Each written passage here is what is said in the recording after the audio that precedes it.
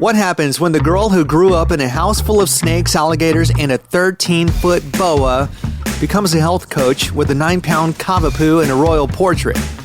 In the final season of Cruise Through HTX, I'm chatting with powerhouse pet owner Samantha Elizabeth about Sir Budwit III, her empathy machine of a dog, the cat who acts like an older sibling, and how pets help and sometimes wreck our stress, sleep, and waistlines.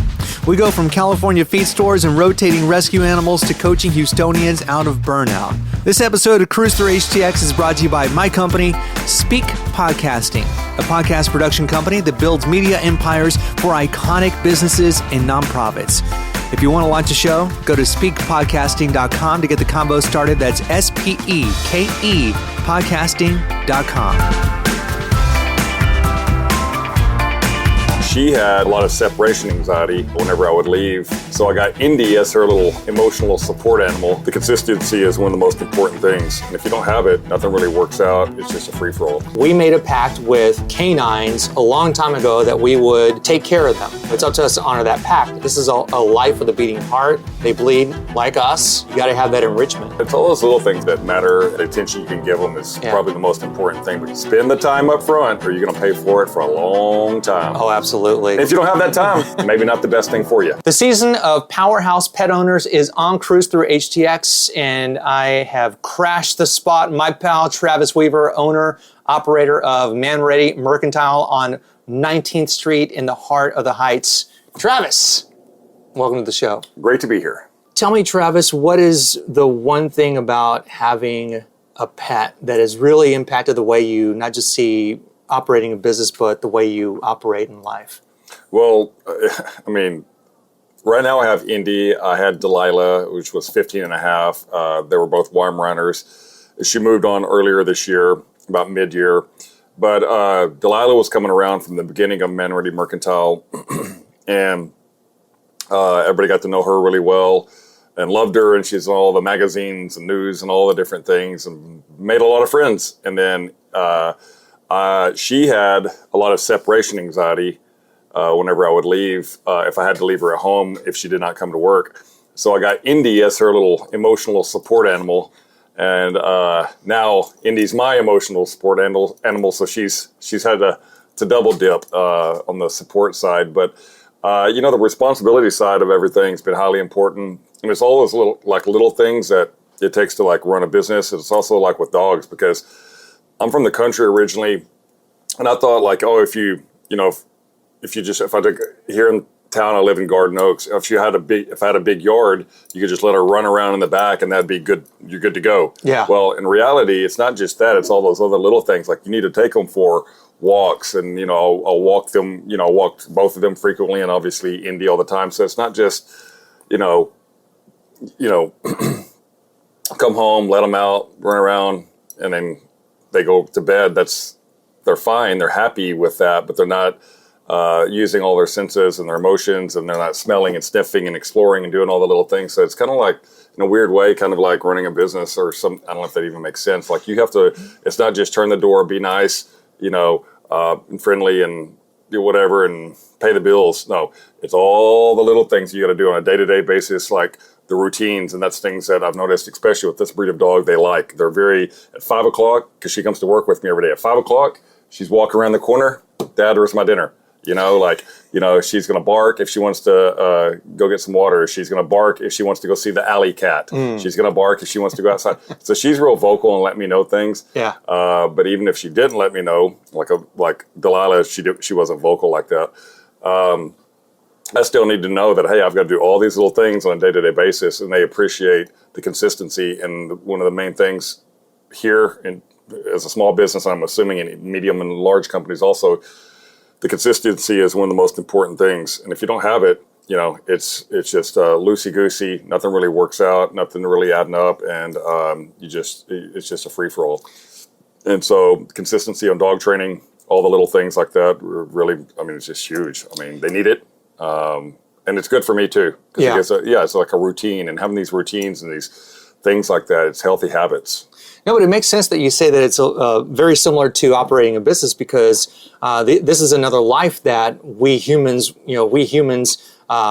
my friends at Houston Pet Set would say that we made a pact with canines a long time ago that we would take care of them. And so it's up to us to honor that pact. You could probably be that way with a robo dog where you, you wake up, you can give it food or do whatever, charge the battery, and then go off to work and then come home and then do whatever. But this is a life with a beating heart. They bleed like us. And yeah, you gotta have that enrichment. Oh yeah. Yeah, it's all those little things like that, like I said, that matter. And it is interesting, your podcast you're doing today and talking about dogs, how they relate to business and all this and that. Yeah. It's very interesting thought process you have. So I like it. Thank you, man. Well, and we're right now at the candle bar of Manready Mercantile. Is that like a potato thing? I think so. We've always said mercantile. But I hear it both ways. I don't know which one's right. Maybe I'm saying it wrong. I don't know. Yeah, caramel. Yeah. So, but we're at the candle bar, and you have one of the most interesting stories behind your success, and that's that you are making candles out of your apartment before this amazing store. So for people who are not familiar with your shop in the Heights on 19th Avenue, let's go back a little bit and talk about that. Yeah, so there's a few different stories that are floating around as to how I got started, but essentially this one time I was hungover. Shocker. Makes me sound really bad. It's not a frequent, but it's... happens to the best of us. It's happened before, okay? I'm not going to sugarcoat it. Anyway, this was one of those times.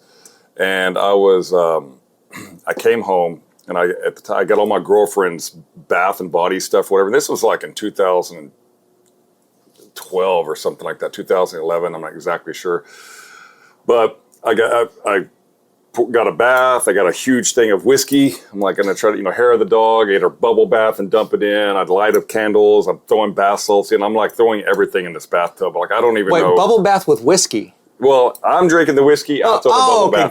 Gotcha. So I'm like trying to do everything. I'm like, I want to chill out, relax, put music on. I'm like, I want to, fade away. And anyway, she comes home and she says, "What are you doing?" I said, "I'm hungover. I'm just trying to come alive." She goes, "No, I'm not talking about I'm talking about with my stuff." I'm like, "This is like what it's for, right?" She goes, "It's for me, and you know how much this stuff cost." And it was all like expensive, like name brand, high end stuff and whatever. And I said, "I have no earthly idea. I'm just a stupid dude at this. I have no clue. I've never lit a candle. I have no idea about this stuff." And she starts telling me, I said, "This is crazy." She says, "Well, you go buy your own, and this is mine." I'm like, "They don't have this stuff for guys." And she goes, "I'm sure they do." So I start looking around. There's a bunch of stupid stuff, like this, smells like a, spare tire and Wrangler blue jeans and bacon and all this stuff like that, these stupid names. I'm like, "Oh my God, this is crazy." So I go to the grocery store, and they had this magazine rack there of these free little publications called Leisure Learning. I don't know if they still have them or not, but you can go in there, take one, and different people have their little ads in there for different classes they offer. It could be learning to speak Japanese. It could be yoga lessons. It could be all these crazy things. How to weld, whatever. Well, I took like these aromatherapy, apothecary, candle making, soap making, essential oil, all these different things. And they were like $35 each. You just like show up at this particular, like whenever they were booked, it could be at somebody's house, at their studio, at their work or whatever, some, restaurant. I mean, it just depends. All sorts of different things. Anyway, I went to these different classes and learned how to make my own, candles and soaps and all these different things. Then I started giving them to friends and neighbors. I was living in like a loft or an apartment sort of right by downtown Houston. And they were like, "Oh, these are good. You should sell them." And I was making the candles in whiskey glasses that I took from my apartment, and I'd make them on my stove 10 at a time. And, just burn them at the house, like I said, give them to my friends. And I said, "Well, why would anybody buy them?" They're like, and where would I sell them? Like, I don't know, go to like the farmers markets and stuff. So I started going to farmers markets, flea markets, things like that. I'd pop up at bars on the weekends or on the weeknights and sell just anybody that let me sell my stuff. And at the time, you're like, if I can make an extra $100, $200, $300, but in many days I'd make $1,000 or something like that, $2,000. What was the bar like? Sorry to cut you off, but I mean, what was the bar like? We went to I remember I went to Cottonwood in Oak Forest or whatever part of Houston that is. There was bars in Austin we would go to. Is it just drunk people I'll buy whatever the hell you got? Some guys they'd just come up and what are you selling? Because I was making beard oils, so I expanded it. So I made the candles in whiskey glasses, and I came up with the name Manready, and it was products that were that were unisex, but okay for guys. Because in the past, a lot of these products that she had were typically only sold and marketed to women. Bath and Body Works, pink bow, purple ribbon or pink bottle, purple ribbon on it. Smelled, very kind of what we would consider feminine type scents. Unicorn dreams. Whatever. You and I are not wearing that. Yeah, right. Exactly. Yeah. And so I was like, okay, I'll just make it unisex, like these products probably should have been in the first place, and make them okay for guys. What was that company? Strong Enough for a Man, but Made for a Woman. That deodorant. Old Spice. No, it was a Dove. Or it was Menon. one of those. No, it was one of those deodorant companies. Secret. Yeah. So it's kind of that. And so I started looking up other things that were other products that were made for women, but could have been used for guys. And ironically, the wristwatch. So up to I think it's around, I might have the dates wrong, up to about 100 years ago or something like that, men had their pocket watch. Women had a small dainty watch. Oh. And they were not scratch resistant. They certainly weren't waterproof. They were real small and dainty. Okay. So wristwatch for women, pocket watch for men. Well, there was some war somewhere, whatever, and these guys are timing, how to move from bunker to bunker, and we've got artillery coming, fire coming down on them. So you imagine, they're having to take their pocket watch out and they're holding their gun. Let me pull out my pocket watch. Yeah. So they're like, oh, there's got to be a better way. Yeah. So they took the idea of a wristwatch, but got the pocket watch, and put it on a leather strap and started tying it to their arm so they could, and took the face of it off so that they could not have to have they could have both hands, right? Right. And so this kind of morphed after this war. I can't remember where it was, but they started getting with the times, I guess pun intended, and making watches bigger and, leather straps and things like that, a little bit more unisex or for men options. So they changed the way the world perceived that product, which should have been a product that was for anybody anyway. So I kind of started looking into that. But fast forward, I had a few friends helping me out. We built manready.com, which is our web domain. Shopify started coming out at that time. That's the platform we used. Instagram just started at that time. Started posting on there. The unique thing is our social media is Manready, MERC, short for Mercantile. Mm-hmm. The reason why is it's 16 characters. Mm-hmm. Well, before Instagram, and I think before we were using Facebook, what was going on is people were using Twitter, and you can only have 15 characters for your name. So we just shortened the name to Manready, MERC. Gotcha. And then whenever Instagram came out, we just transferred that over. Yeah. And then it kind of took off. It's got quite a bit of traction. And we just stopped using Twitter, of course, because we're not reporting the news or whatever. Mm-hmm. We're not that cool. So... But that's why a lot of you're way cooler than the news, by the way. But I think that's. But a lot of people are like, "Oh yeah, let's go to Manready Merc."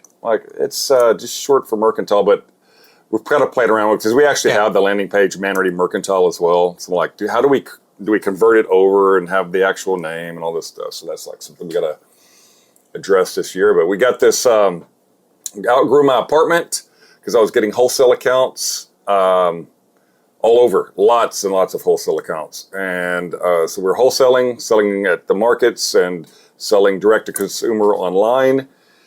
And the media had caught on and a lot of people were coming in the apartment to do interviews and all this stuff. And because it was a full-blown business. And I remember our leasing office, they called me and they're like, hey, Travis, there is a pallet of soy wax in our leasing office, and it says that it's 1,200 pounds. Can you please come get this right now? I'm like, how am I going to get this wax? Because the apartment I was in, it was huge. The hall was half a block away to get to, or a block away to get to this thing. Yeah. So I had to go get a dolly, and I started the little steps on growing the business were emerging. I'm like, okay, this is not sustainable. But we found this place here in the heart of the Heights on 19th Street. And the idea was, it's 2 stories. So it's a very unorthodox building. The idea was to make the products downstairs, which is where we are now, and then sell them upstairs and carry some other made in USA brands that were really cool and interesting and quality. And we outgrew this downstairs, got our own manufacturing facility here in town, and then we started expanding into more, global brands. Just didn't have to be just made in the USA. The idea was it had to be premium. We like to know who we're working with, how it's made, where it's made, all the different things. It just had to be made the best. Yeah. You know what I mean?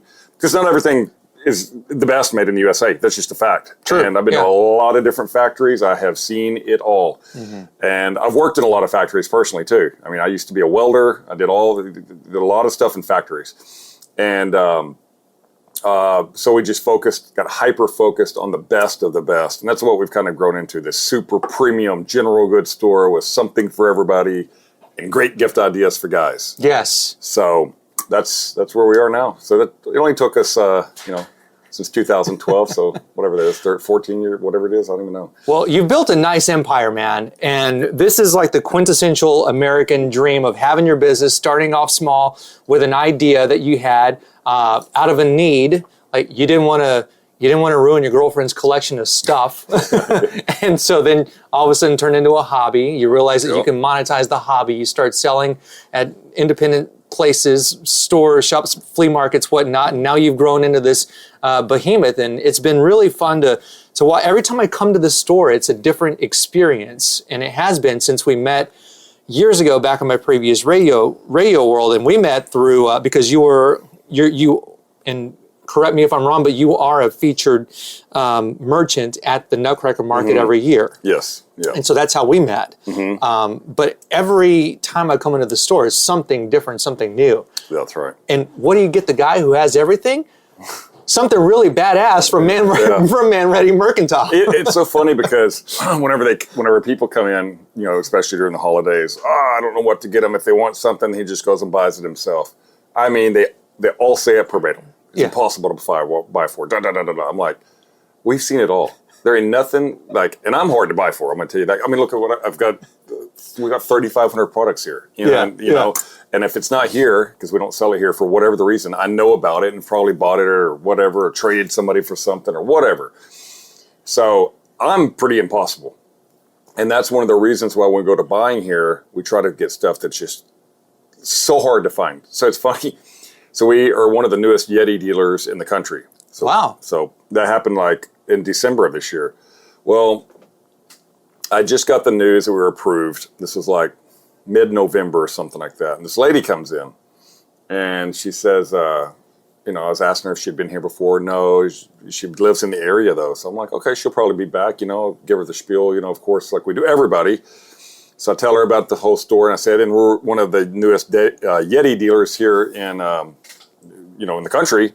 It's a long process to become one because they just don't pick up a lot of new accounts now. And I said it'll deliver here in a couple of weeks. And I was about to finish my conversation, and she goes, "Yeah, I've already got them." And I'm like, "You got all of it? Like you got it all? Yeah, all of the Yeti stuff? Because there was only 1,000, 2,000 products or whatever." And what I was about to say before she cut me off is, and we know everybody's already got the standard Yeti stuff, the coolers, this and that or whatever, but we're going to get really unorthodox items from them that you normally never seen. Like the food storage and the insulated bowls, the nesting shot glasses, the shaker lids. Nesting shot glasses? Oh, yeah. And they are awesome. Out. They are very cool. We sold so many of these things through the holidays. And they have a little Texas, kind of hidden Texas camo thing on there. Okay. They're just really neat. And so we were getting really unorthodox colors of different things. So when we did bring in some of the coolers, which wasn't our main focus, it was the wetlands camo or something that was really hard to get. But we had all these small things that were like stocking stuffers, little grab and go. It's just things that you haven't seen from Yeti before. And so even if we carry a brand that we're going to get things from their catalog, if you will, that you just don't even know existed. Off the menu type stuff. Off the menu, yeah. And so, but we crushed it this holiday season because of stuff like that. So it's always that future. You said earlier, and I pat ourselves on the back, we have done a good job of evolving what to do with this downstairs space, because we've changed this 10 different times over the years and got burned and burned and burned and burned and lost a lot of money, learn less. A lot of people that just like give up. Oh, we tried this. Well, we tried this. Or they'll get frustrated. Well, we can't make anything work, or they just give up or whatever. We will try something so many different times and learn along the way, ask for help, ask this and that. May not take your advice. May just be advice. Yeah. But not what we're going to use. I mean, nothing wrong with that. Listen to our employees, business partners, friends, family, whatever. Maybe we'll use it. Maybe we won't. Maybe we'll, But it was actually going to be, we actually started calling this downstairs to Heights Feed and Seed. Because the only store I had growing up in Central Texas was Petty's Feed and Seed. And ironically, it was a 2-story building built in the early 1900s, red brick and mortar, just like this one. They almost look identical. And so this downstairs, we're selling food and pantry, cocktail mixers, things to make old fashions, barbecue stuff, things like that. Kind of, we wanted to have this place kind of looks like a general store. You know what I mean? An old school general store. Yeah. I think that's what it used to be a long time ago. And so we wanted to kind of spin off of that and then have all the clothing, leather goods, apothecary, grooming, fragrances, all that stuff, boots and things like that upstairs. So we wanted to divide the floors up, have this downstairs actually profitable, have our wholesale going and e-com going, and build all these things up. And then if it all works, then the money's going to come in, jobs are created, more brands have opportunities to work with this, so on and so forth. And it worked. It finally worked. So we have both floors humming, biggest year ever. And we kind of heard that with a lot of other businesses, particularly here on the street, and people that we sell to. So we get a lot of data from other stores, because we sell to, I don't even know how many stores globally now. It's a lot, like hundreds and hundreds. So one of the times I came in last year in 2025, you had mentioned that you're in Buc-ee's. Oh yeah, yes, that's huge. Yeah, they've reordered, I think, 16 times in 2025, which is that was the first year we got them. And we designed an entire collection for Buc-ee's. It doesn't have Buc-ee's like logo or name on it, but it looks like it would fit in Buc-ee's, right? So we have a unique capability of just custom catering to some of our accounts. What is the product? Someone's listening to this or watching it on YouTube, and they're like, I love this. I love this idea. I want to support them. Yeah. What do they look for specifically? Yeah, we developed a line of soy candles in a paint can. Oh, gotcha. Room sprays. We have like rollerball colognes that are great for travelers because, shocker, a lot of people going to Buc-ee's are traveling. Like little hand salves and beard oils and things like that. We call that the Americana series. It's very like kind of outdoorsy, hunting, fishing, camping kind of looking related. But the designs are really neat and they're fun and whimsical a little bit, but not on the tchotchke side. It's just we worked on the price points, negotiated all that with them, which they were all great to work for. Or to work with, and we've been crushing it with them. So it's a very good relationship, and we're hoping to continue growing with that in 2026 and moving forward. Travis, my man, as always, it is a pleasure speaking with you. Bringing it back to the season of Powerhouse Pet Owners on Cruise Through HTX, one piece of advice for new pet parents that you would have as we get into the year. Whenever I brought up my 2 different Weimaraners, I had my old job, and I was working from home when I raised Delilah from a puppy. So she got just trained up at an early age on obedience and when to go outside, all the things like that. Yeah. Whereas whenever I got Indy, I was traveling a lot. I was working remotely a lot and things like that. It's before I had full-blown here at Manready where I could take them to work. So she didn't have that early on training and all the things like that. And she was a wild one, let me tell you. So very different on how you initially bring up, your dog, and the attention you can give them is probably the most important thing, because Indy about halfway destroyed my house. And I was Delilah was an angel, but she never had the opportunity to be disobedient because I was there to, so if you're going to get an animal, make sure you're prepared, or to get a dog, make sure you're prepared to be able to give it that nurturing early on. Otherwise, I mean, Yeah. if they live to be, you know, an old pup, you know, 15 years or whatever that is, that makes them old these days. That's a long time. That's a long portion of your life. And so now that whenever Indy started spending more time with me, those habits got broken. But spend the time up front, or you're going to pay for it for a long time. Oh, absolutely. If you don't have that time, maybe not the best thing for you. Right, exactly. It's another life. Again, a beating heart, bleed just like us, and they feel. I don't care what anyone says. They have a soul and they feel all the feelings. Oh yeah, they just can't speak. Yeah, that's right. Well, that's right. they do speak, but not English. Yeah. You want to bring Indy out here real quick? Yeah, go for it, man. Had to lure her over here with some of our beef jerky. Come here, baby. Indy, Come here. Hop up here. what's up, girlfriend? This is Indy. She's so well trained, she refuses to get up on the bar. Yeah, she would. Come here. Hop up here. Come here, baby. She's like, no, I think I know. Oh, good girl. Well, thanks for the invite to your spot to record this interview, and much success to you. Thank you. Well, we've appreciated all of your support over all the years, and anything we can ever do for you, Freddie, we're here for you as well. Appreciate you, man. Thank you, my man. All right. Good to see you. Yeah. You bet. All right.